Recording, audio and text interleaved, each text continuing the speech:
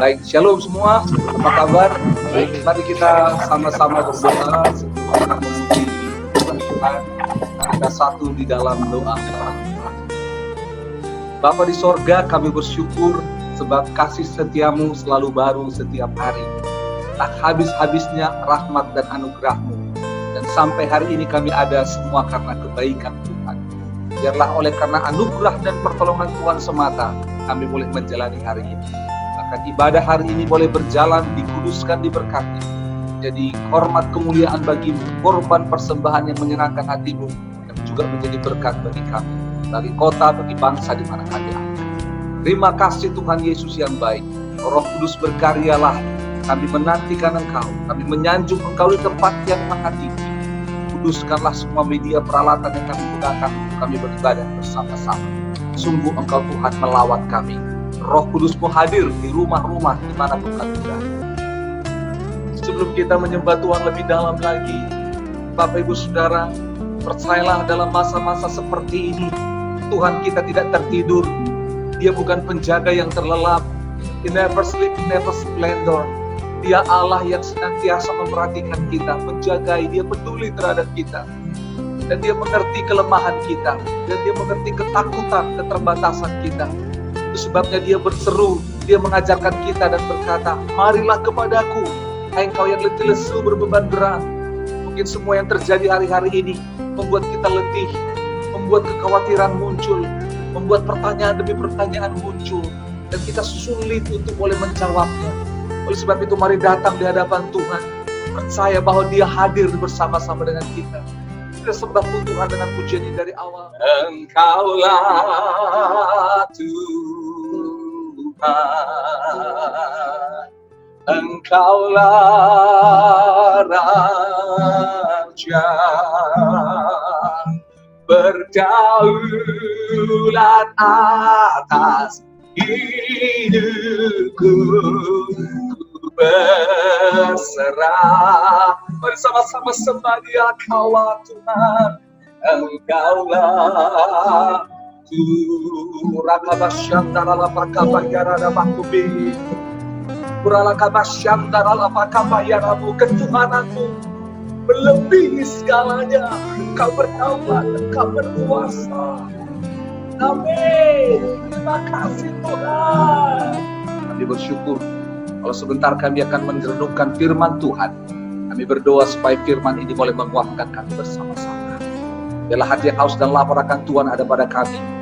Biarlah kami semua bersama-sama mengalami persekutuan dengan Tuhan. Waktu firman-Mu dibagikan, roh kami berkobar-kobar. Karena firman itu datang bagi kami. Firman itu melawat kami. Waktu kami mendengar firman Tuhan, biar mujizat terjadi. Yang lemah dikuatkan, yang sakit disembuhkan. Kami berdoa hadirat Tuhan nyata bagi kami bersama-sama. Waktu kami memuji menyembah Tuhan, waktu kami mendengar firman, hadirat-Mu datang atas rumah kami, atas kota kami, atas bangsa kami. Terima kasih Bapa. Berdaulatlah di atas segalanya. Terpuji-pujilah nama-Mu. Dalam nama Tuhan Yesus Kristus, Juru Selamat kami yang hidup, kami berdoa. Haleluya. Sama-sama kita buat kepunyaan Tuhan. Saya katakan amin. Ya. Shalom keluarga Om Ben, Tante Tina dan Oma di sana di Sipur. Shalom. Ya, puji Tuhan. Sehat semua ya. Ya, shalom keluarga Pak Davi, Ibu Eva, Anel. Luar biasa sehat semua ya. Ya, sehat, puji Tuhan. Shalom keluarga Pak Rusmin, Ibu Erni, lengkap ini semua pasukan, Winner, Kristo, Angel, ya. Shalom keluarga Pak Leo, Ibu Sinta, Kakak Pierre, Ferry mana, dan dedek kecil siapa? Ferly ya? Ferly, ya. Oke, puji Tuhan. Ya, shalom juga ini Pak Samuel, Ibu Rizko, Adik Joshua, Adik Jojo. Shalom, Shalom Sandra. Wah, dengan baju birunya. Shalom Sandra. Ya. Shalom Pak Tony dan Ibu Rizda. Wah, Pak Tony pasti rindu dengan istri ini ya. Lama tidak bertemu. Kita juga rindu. Pak Tony makin brewok aja nih Pak Tony. Halo Seni, shalom Seni. Tidak tugas hari ini? Nah, ini Om Aser yang ganteng maksimal dan Tante Ocha dan Sandi ya. Shalom Om Dean, Tante Non, semua ya, sehat ya. Ya, shalom Ibu Rita, Ibu Johnson, mana Pak Johnson? Ya, kalau lagi di belakang, tapi sudah sehat ya, puji Tuhan. Ya, mandi. Shalom Om Ardi, wah bisa lagi makan itu, pagi-pagi ya. Ya, lagi makan ya. Nah, shalom ini, aduh, keluarga pasangan muda nih, Pak Yodan, Ibu Jui, guys.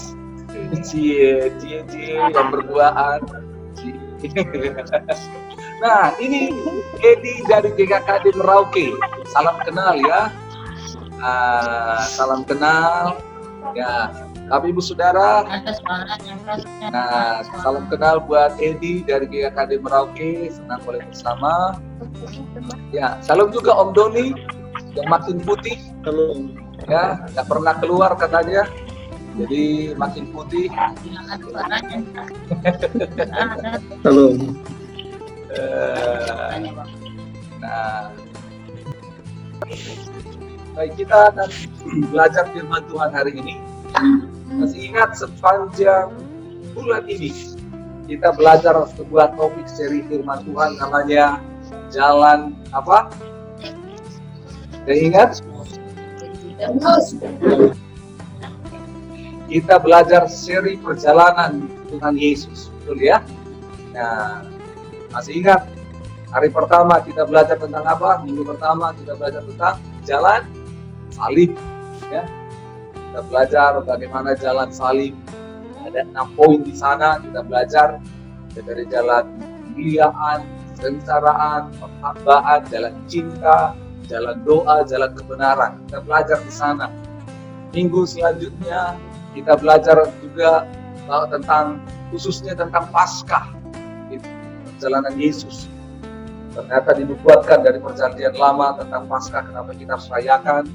Bahkan kita belajar hari Jumat Agung lockdown, dia tidak terkungkung dalam kubur, tapi apa yang Yesus lakukan, bagaimana proses kematiannya, dia dikuburkan, bukan berita hoax.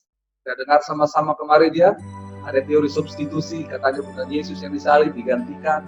Ada teori pingsan, masih ingat ya, kita belajar. Nah, itu ya. Nah, kita belajar semua itu berita-berita hoax dan kita luruskan. Bahkan lanjut kita belajar tentang He is risen, jalan kebangkitan. Dia bangkit pada hari yang ketiga, ya. Dan minggu lalu kita baru belajar juga jalan ke Emmaus. Dan hari ini terakhir kita belajar namanya jalan Damsyik, jalan Damaskus, jalan menuju bangsa-bangsa. Nah, apakah itu? Kita lihat sama-sama firman Tuhan. Saya tidak pakai PowerPoint hari ini karena saya rindu bisa melihat wajah Bapak Ibu Saudara semua sambil firman Tuhan disampaikan. Dan saya sendiri mengoperasikan sana sini, kadang-kadang terpecah konsentrasi. Ya, ada yang baru gabung dan sini terus pindah ke PowerPoint dan semuanya. Nah, jadi semakin hari konsentrasi bisa semakin terpecah. Oleh sebab itu hari ini kita belajar firman Tuhan, buka sama-sama Kisah Rasul pasal 9. Alkitab kita. Kisah Rasul pasal 9. Kisah Rasul pasal 9.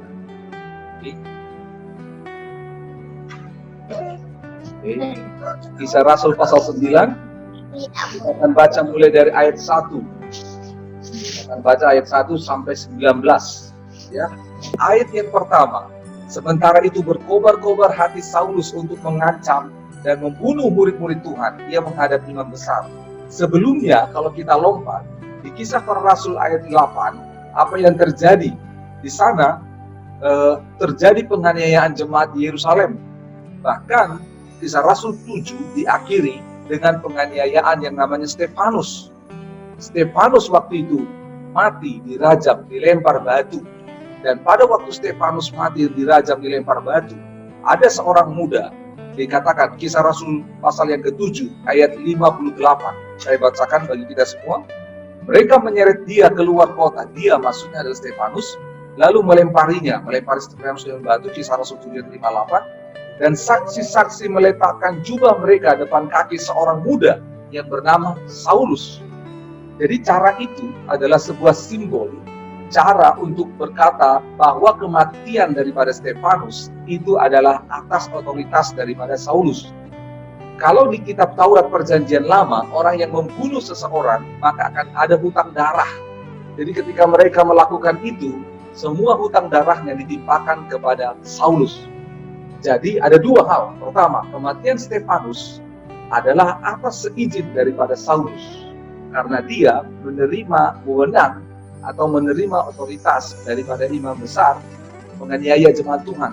Yang kedua, apabila ada hutang darah sesuai dengan Taurat, maka itu ditimpakan kepada Saulus. Itu artinya. Jadi Kisah Rasul 7, Kisah Rasul 8 terjadi penganiayaan. Dan semakin Saulus menganiaya jemaat Tuhan, hatinya makin berkobar-kobar. Dia makin semangat untuk menganiaya. Wah, saudara tahu, semakin besar timbul kebencian dalam hatinya. Karena ajaran orang Yahudi yang tidak mempercayai Yesus, maka Saulus juga tidak mempercayai. Dan orang-orang yang mengikuti Yesus, semuanya dikatakan orang-orang pengacau. Nah, Saulus tidak mau ajaran nenek moyangnya ini diselewengkan. Itu sebabnya berkobar-kobar hatinya. Dikatakan ayat 2, meminta surat kuasa untuk dibawa ke majelis Yahudi di Damsyik. Sewaktu dia mendekati kota itu, tiba-tiba di ayat 4, ia rebah ke tanah dan kedengaranlah suatu suara yang berkata kepadanya, Saulus, Saulus, mengapa engkau menganiaya aku? Menarik sekali Alkitab mencatat dia rebah ke tanah. Dia jatuh dari kudanya. Bapak Ibu Saudara, ini pandangan secara teologis dan secara rohani. Sebuah gambaran yang Tuhan berikan. Paulus dalam segi kehebatannya, Tuhan jatuhkan dari semua kepintaran, kejayaan, reputasinya. Dan dikatakan di sana jelas, jatuh dikatakan di sana di ayatnya yang keempat itu, rebah ke tanah. Tanah jadi menjadi nol, menjadi sama seperti ciptaan yang baru. Manusia diciptakan dari tanah.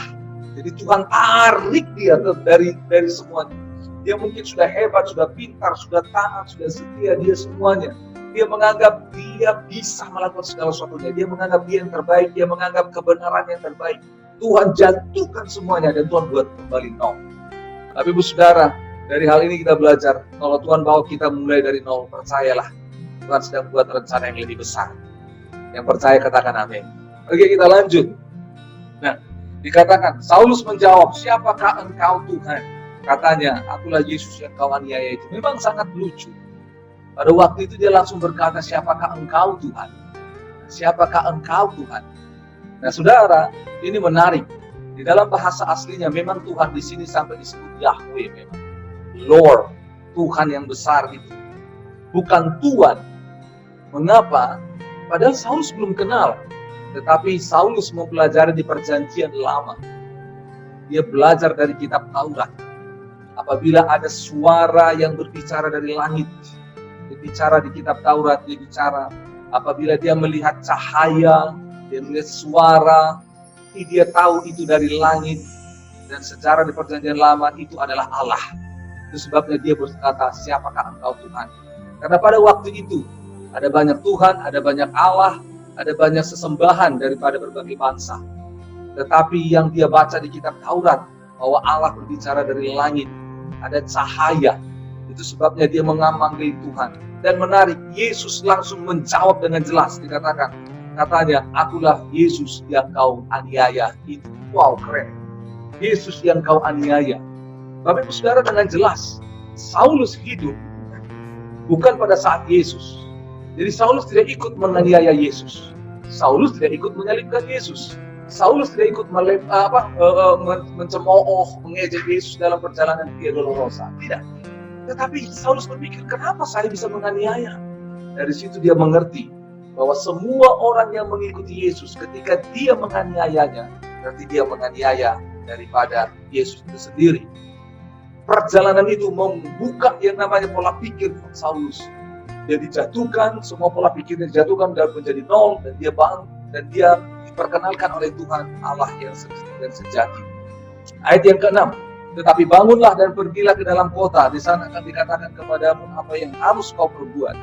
Nah, Bapak Ibu Saudara, kalau Bapak Ibu baca di Kisah Rasul 22, 23, 24 sampai 26, di sana Saulus menjelaskan pada ayat yang kelima itu, waktu 4 dan 5, waktu Tuhan menampakkan diri dalam sebuah cahaya yang begitu terang pada siang hari, lebih terang daripada yang namanya cahaya matahari.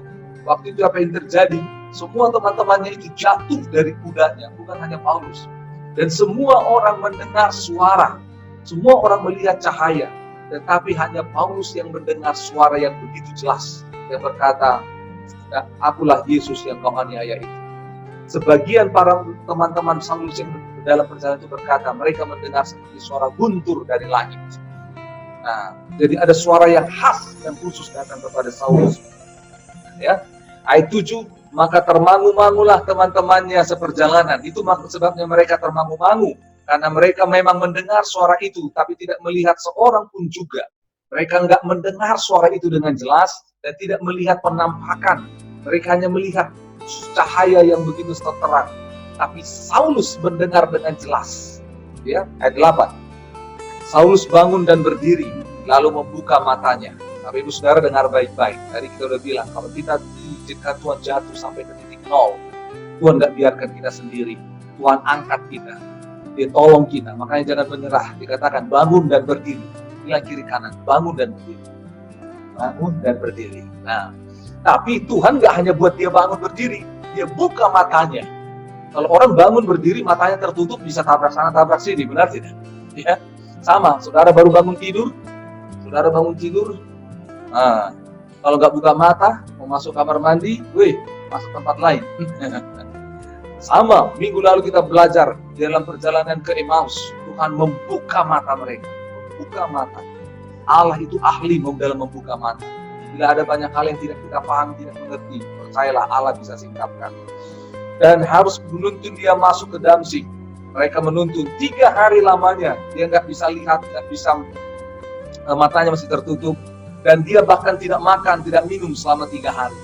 Nah, menarik, ayat 10, di Damsyik ada seorang murid Tuhan bernama Ananias. Dengar baik-baik, di Kisah Para Rasul ada 3 orang yang disebut Ananias. Ada yang pertama Ananias yang sudah mati karena mencuri harta, kita tahu sama-sama di Kisah Para Rasul pasal yang kelima. Tapi Ananias ini adalah murid Yesus, dan ada Ananias yang lain. Nah, saudara, ini adalah Ananias murid daripada Allah, Yesus yang mencari kebenaran. Dia seorang yang saleh. Dia orang yang mencari firman Tuhan, yang menantikan Mesias. Nah, dikatakan di sana, firman Tuhan kepadanya dalam satu penglihatan. Ananias jawabnya, ini aku Tuhan. Pada waktu itu, waktu siang itu, Ananias sedang berdoa. Dia menantikan Tuhan dan Tuhan berbicara kepadanya. Firman Tuhan, mari pergilah ke jalan yang bernama Jalan Lurus. Dan carilah di rumah Yudas, seorang dari Tarsus yang bernama Saulus. Dia sekarang berdoa. Saudara dengar baik-baik. Jalan lurus di sini beda dengan jalan Tuhan yang dikatakan tadi di ayat yang kedua sebelumnya. Orang-orang yang menuju jalan Tuhan. Saudara, jalan lurus ini, jadi Damsyik itu sebuah kota yang ada sebuah jalan yang lurus yang panjang sekali, dan pusat kota hampir di semua daerah itu. Dan di sepanjang jalan yang lurus itu, yang panjang itu, ada sebuah rumah, namanya rumahnya Yudas, dan di sana Saulus sedang berdoa. Dengar baik-baik, itu penglihatan yang diberikan Tuhan kepada Ananias, suara dan penglihatan. Dan 12, dan dalam suatu penglihatan dia melihat bahwa seorang yang bernama Ananias masuk ke dalam dan menumpangkan tangannya ke atasnya supaya ia dapat melihat lagi. Saulus berdoa, waktu dia berdoa dia dapat penglihatan juga. Ya, Ananias dapat, Saulus juga dapat. Nah, Saulus dapat bahwa akan ada seorang bernama Ananias datang. Yang menarik, lihat apa yang terjadi. Ayat 13. Ananias bilang apa? Tuhan, dari banyak orang telah kudengar orang itu betapa banyaknya kejahatan dilakukannya terhadap orang-orang kudus di Yerusalem.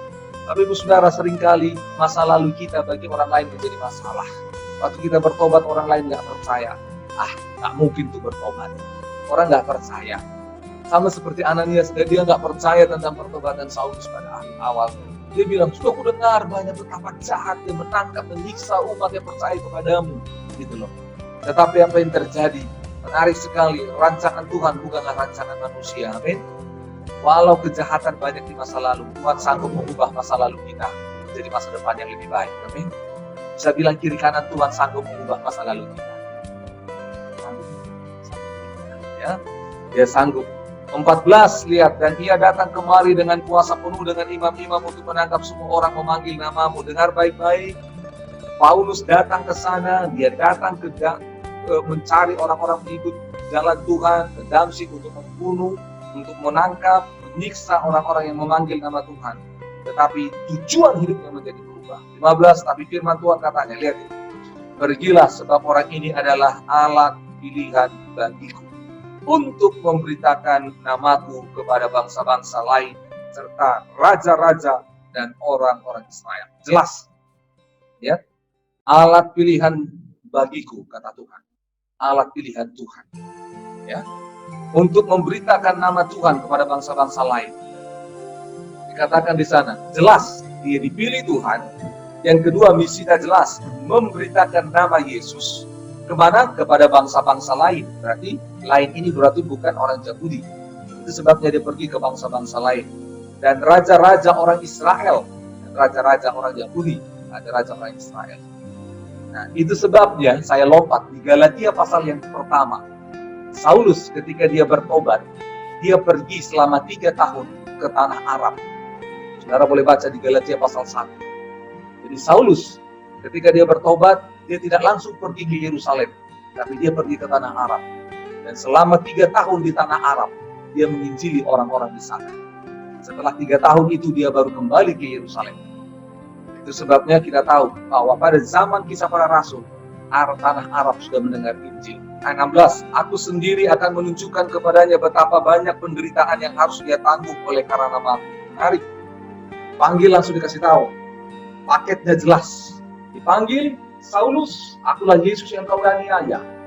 Engkau akan dipakai menjadi alat Allah, memberitakan nama Yesus pada bangsa-bangsa lain, pada raja-raja orang Israel. Tetapi bukan hanya itu, engkau akan mengalami derita, aniaya yang berat, banyak penderitaan yang harus ditanggung oleh karena itu. Sebabnya Bapak Ibu jelas, Yesus waktu dia memanggil para murid, dia langsung berkata, barang siapa mengikut aku, ayo sama-sama. Hendaklah dia harus apa? Nyangkal diri, pikul salib, dan mengikut Tuhan setiap hari. Sejak dari awal, syarat mengikut Yesus adalah bayar harga. Jadi mengikut Yesus, kita harus siap dengan harga yang harus mahal, yang harus kita bayar. 17, pergilah Ananias ke situ dan masuk ke rumah itu, dan menumpangkan tangan, dan Saulus katanya, Saulus saudara, sudah menarik. Ananias memanggil Saulus dengan saudara, padahal dia adalah musuh sebelumnya. Panggilan ini membuat yang namanya Saulus menjadi terkejut. Karena selama ini dia tidak layak disebut menjadi saudara. Ini kita karena berkeluarga semua. Tapi kalau di dalam jemaat gereja kita ketemu dari Saulus menjadi Paulus, dia kembali ke Yerusalem. Orang-orang berkata, bukankah dia si pembunuh itu? Bukankah dia orang yang membinasakan umat Tuhan? Pada waktu itu, Saulus terkejut karena Ananias memanggil dia sebagai saudara. Orang-orang yang melakukan kejahatan di masa lalu, nggak ada orang yang mau. Tetapi pada waktu itu Allah melawat Ananias dan dia berkata kepada Saulus, saudara. Tapi Bu, bagaimana caranya untuk kita bisa menerima orang lain menjadi keluarga Allah dengan memanggil mereka saudara? Bersediakah kita menjadi saudara bagi orang-orang yang berdosa? Bersediakah kita menjadi saudara bagi orang-orang yang terhilang, yang melakukan kejahatan di masa lalu? Itu adalah jalan untuk membawa mereka pada kebenaran. Sedikit lagi, dan dikatakan di sana, saudaraku, Tuhan Yesus telah menampakkan diri kepadamu di jalan yang kau lalui, telah menyuruh aku kepadamu supaya kau dapat melihat dan penuh dengan Roh Kudus. Ya. Nah, sehingga pada waktu itu langsung komplit, dia dilawat, dibaptis oleh Roh Kudus. 18, dan seketika itu juga seolah-olah selaput gugur dari matanya, sehingga dapat melihat lagi dan dia bangun lalu dibaptis. Waktu itu dia dibaptis air dan dibaptis dengan Roh Kudus. Yang menarik. Oleh sebab itu, saya akan berhenti di sini. Kita belajar bahwa sungguh Allah membawa kita untuk kita sampai kepada bangsa-bangsa. Jalannya sangat jelas. Hari ini seri perjalanan Yesus. Dalam proses Yesus menampakkan diri selama 40 hari. Setelah dia mati, bangkit, dia menampakkan diri selama 40 hari kepada banyak orang. Ya, salah satunya adalah kepada Saulus dalam perjalanannya ke Damsyik. Ini membuat ada sebuah jalan untuk membawa Injil, membawa nama Allah sampai kepada bangsa-bangsa. Bagaimana dia bisa mengalaminya? Yang pertama, Tuhan buat dia menjadi nol. Itu yang pertama. Tuhan kembalikan dia ke tanah, ke originalnya. Tuhan turunkan. Jadi kadang-kadang kita perlu Tuhan buat seperti itu. Bukan karena hebat, pintar, pengalaman kita, bukan karena kuat, bukan karena kejayaan, bukan karena faktor masa lalu kita. Kita butuh nol supaya Tuhan di atas segalanya. Sama seperti Yohanes berkata. Itu Yohanes berkata, apa? Biarlah aku semakin kecil dan Tuhan semakin besar. Less of me, greater him. Kita makin kecil dan Tuhan makin besar. Itu proses yang pertama. Yang kedua, ingatlah ketika visi Tuhan beri, kadang orang di sekeliling kita tidak lihat, tidak mengerti. Sama seperti teman-teman seperjalanan Paulus. Saulus tidak tahu tentang visi Tuhan itu. Bahkan Ananias, orang rohani pun tidak menangkap tentang visi panggilan Tuhan. Jadi kadang-kadang ketika visi Tuhan datang bagi Bapak Ibu Saudara, mungkin keluarga, teman kantor, teman sekolah, tetangga, bahkan keluarga kita tidak mengerti visi itu bukan berarti bahwa visi Tuhan gagal, tidak. Tetapi ambil waktu untuk berdoa. Bahkan Paulus berpuasa selama 3 hari untuk membuat dia yakin, Tuhan ini visimu, bukan visiku. Karena kalau bukan visi Tuhan, itu akan berubah menjadi ambisi. Ingat di ayat 1, karena Saulus itu berkobar-kobar hatinya untuk membunuh yang namanya pengikut Tuhan.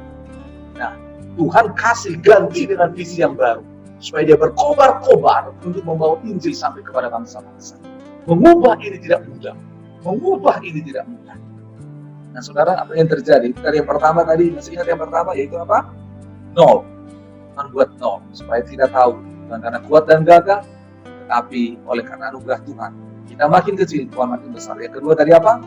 Yaitu ketika visi Tuhan beri, mungkin keluarga, teman tidak memahaminya. Seperti Yusuf bahkan ketika mendapat mimpi, keluarganya, orang tuanya tidak tahu hal itu. Maka dikatakan kau pemimpin. Tapi berdoalah supaya kita mengerti. Yang ketiga, percaya pada arahan Tuhan. Katakan sama-sama, arahan Tuhan. Arahan Tuhan. Tuhan akan mengarahkan. Makanya kita harus rajin berdoa. Waktu berdoa kita dapat arahan Tuhan. Hati kita terarah kepada Tuhan. Tuhan kasih arahan. Pergi ke jalan ini, pergi ke sini. Nah, yang keempat, percaya bahwa Tuhan berikan penolong. Tuhan berikan orang yang akan menuntun kita. Tuhan berikan orang yang tepat. Seperti Saulus diberikan Ananias. Dan Ananiaslah yang menuntun Saulus untuk dia bertobat, jadi baptis, diberi dengan Roh Kudus, bahkan visinya diteguhkan untuk pergi kepada bangsa-bangsa.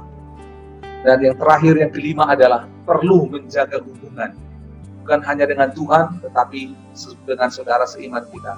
Sebabnya Ananias tidak melihat lagi Saulus sebagai orang yang berdosa di masa lalu, tetapi orang yang sudah diubahkan Tuhan, yang memanggil saudara. Ya, puji Tuhan, 5 poin ini. Sebelum kita tutup dalam doa, saya mau cek kembali Bapak Ibu Saudara masih ingat nggak 5 poin itu? Yuk, yang pertama apa tadi? Menjadi nol. Yang kedua, Tuhan beri visi. Ya. Jadi Tuhan beri visi, gambar yang besar. Ada orang yang tidak mengerti sekeliling kita, jangan takut, kita mundur, ambil waktu, doa dan puasa. Yang ketiga, Tuhan beri petunjuk. Yang keempat, Tuhan berikan pendamping, orang yang menolong kita seperti Ananias mendampingi Saulus. Dan terakhir, pelihara persaudaraan. Karena 5 poin ini adalah poin yang akan menuntun kita melewati jalan damai sehingga kita bisa sampai kepada bangsa-bangsa. Saya berdoa lewat firman Tuhan ini, jemaat GKKD Makassar kita semua mendapat visi bangsa-bangsa. Nah, di jemaat Tuhan kita diarahkan, dibimbing, mendapat visi, sehingga satu kali kelak ketika Tuhan bawa kita sampai kepada bangsa-bangsa, membawa Injil sampai bahkan kepada raja-raja. Siapakah raja-raja? Raja-raja itu adalah para pemimpin. Sekarang dengar baik-baik, kita bekerja di kantor kita, pemimpin kita itu seperti raja. Tuhan bisa pakai hidup kita beritakan Injil kepada mereka. Pak Rusmin, Om Ben, ada di Sipur, komandan di sana adalah raja. Om Ben dan Pak Rusmin diberi anugerah menjadi alat dipakai Tuhan untuk boleh membawa Injil sampai kepada komandan. Ya. Nah, Pak Samuel lagi kuliah, mungkin dosennya adalah raja, rektor di sana, kita sanggup dipakai Tuhan. Nah, untuk menyampaikan Injil dimanapun kita, ya. Semua atasan kita adalah raja. Pak Johnson, pimpinan Indomaret, branch manager Indomaret, bisa mendapat Injil lewat Bapak. sama Pak Tony juga, ya, para kuang-kuang yang punya di seluruh Sulawesi kita mendapat Injil melalui Pak Tony, ya, semuanya kita. Oleh sebab itu hari ini inilah jalan Damsyik membawa kita sampai kepada bangsa-bangsa. Amin. Kita berdoa bersama-sama. Kami berdoa, kami mau mengalami proses ini. Kami mau mengalami proses ini. Mungkin selama ini kami berpikir kami sudah paling rohani, paling hebat, paling pintar. Mungkin kami berpikir kami yang paling hebat di kantor kami, yang paling rohani. Mungkin kami paling pintar di sekolah, di kuliah, yang paling berprestasi. Tapi kami belajar hari ini untuk menjadi nol. Butuh proses untuk kami menjadi lebih kecil supaya Tuhan semakin besar. Tuhan, lakukanlah itu bagi hidup kami ya Tuhan. Tolonglah kami itu merendahkan hati supaya Engkau yang lebih besar. Buatlah visi-Mu jelas bagi kami Tuhan. Kalau ada selaput yang menutupi mata kami selama ini, kalau ada selaput yang menutupi mata semua jemaat Tuhan hari ini, kami bersepakat berdoa. Dalam nama Yesus, selaput yang menutupi mata kami sehingga tidak melihat panggilan Tuhan, semua dikuburkan dalam nama Yesus. Selaput yang menutupi mata kami, yang membuat kami menjadi salah arah, salah jalan, dikuburkan dalam nama Yesus Tuhan. Kami berdoa, terbukalah dalam nama Yesus Tuhan. Sehingga kami bisa melihat visi, panggilan, dan rencana Allah dalam hidup kami. Terima kasih Bapa yang baik. Kami berdoa, berikanlah kami orang-orang seperti Ananias yang menolong kami bertumbuh. Berikanlah kami para pembimbing rohani, pembimbing PA ya Tuhan. Memberikan kami ya Tuhan, yang menolong kami bertumbuh, yang menuntun kami, yang akan mengarahkan kami kepada visi Tuhan. Dalam nama Yesus, Tuhan berkati proses pemuridan di GKKD. Kalau ada proses pemuridan yang terhalang selama ini, Tuhan pulihkan kembali. Dalam nama Yesus, dipulihkan kembali proses pemuridan kami. Supaya kami boleh bersama-sama sampai kepada visi Tuhan yang besar, membawa Injil sampai kepada bangsa-bangsa. Dan terakhir kami berdoa, tolonglah kami untuk saling menguatkan, meneguhkan satu dengan yang lain sebagai saudara di dalam Tuhan. Supaya tidak satu pun di antara kami yang jatuh, yang gagal, yang berhenti di tengah jalan. Tapi kami selesai, tuntas sampai pada akhirnya. Kami menyelesaikan panggilan Tuhan sampai tuntas. Terima kasih Bapa, kami bersyukur kepadamu. Terima kasih untuk firman Tuhan. Terima kasih untuk kami boleh bersama-sama ada di dalam persekutuan hari ini. Kita akan menutup doa ini. Kita akan menutup ibadah ini. Mari Bapak Ibu Saudara arahkan hatimu kepada Tuhan.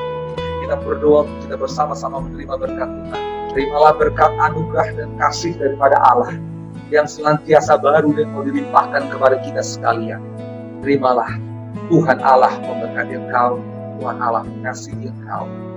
Tuhan menyinari engkau dengan wajahnya dan memberimu kasih karunia. Tuhan menghadapkan wajahnya kepadamu dan memberimu damai sejahtera. Kiranya kasih sayang daripada Allah Bapa, persekutuan dengan Yesus Kristus Juru Selamat kita yang hidup, kuasa penyertaan Roh Kudus yang menjadi jaminan bagi kita, biarlah senantiasa nyata bagi hidup kita semua. Nyata di dalam pekerjaan, dalam pendidikan, dalam pelayanan, dalam usaha, dalam rumah tangga. Nyata dalam semua kebutuhan keperluan kita. Dia Allah imannya. Dia Allah sumber berkat. Terimalah berkat ini memberkati roh, jiwa, dan tubuh sekalian. Terimalah berkat ini memberkati orang-orang, memberkati hidup dan orang-orang yang kau kasih. Supaya digenapi firman Tuhan, engkau diberkati untuk menjadi berkat bagi bangsa-bangsa. Dalam nama Tuhan Yesus kami berdoa, kami bersyukur. Haleluya, haleluya. Semua kita yang percaya, yang terima berkat Tuhan sama-sama katakan amin. Terima kasih Yesus.